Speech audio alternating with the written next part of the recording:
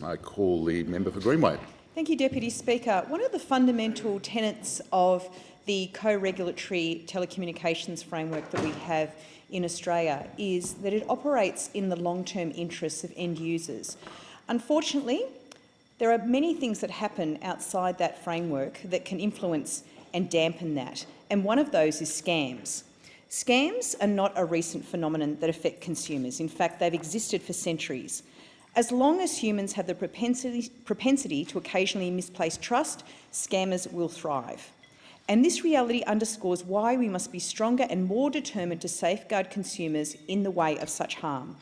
We cannot stand idle while scammers adapt old tricks to new technology, and we cannot be ignorant of how global communications platforms are being leveraged to carry out such scams. Australians deserve better. In April this year, the ACCC revealed the total combined losses reported to ScamWatch and other agencies exceeded $489 million. That's nearly $500 million, and that doesn't even account for losses which have not been reported.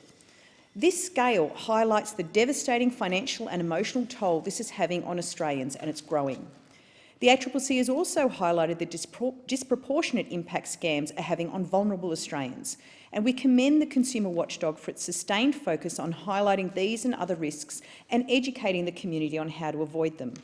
And it's no secret that one of the most prominent channels for scammers is the plain old telephone line. There are callers pretending to call from the NBN, claiming that your service is about to be disconnected. And given the prominence of the NBN rollout, it is alarming that monthly losses from reported NBN scams have tripled in 2019. There are callers impersonating the ATO, threatening unsuspecting callers with arrest for supposedly not paying their taxes. These lowball tactics are designed to shock and scare Australians into engaging with the caller.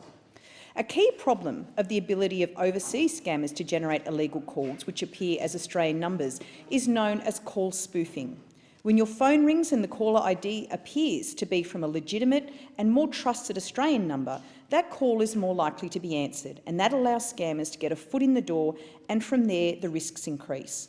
Call spoofing also makes it more difficult for operators to block such numbers because that number could in fact legitimately belong to someone in Australia. It's not good enough, and it's surely not beyond the collective will of industry, standards bodies and regulators to restore integrity to our numbering system. Network-based caller ID authentication, as being implemented in the US, is just one option that could restore trust, strengthen privacy and reduce scams by making unauthorised numbers detectable. Another potential tool is having a scam blacklist.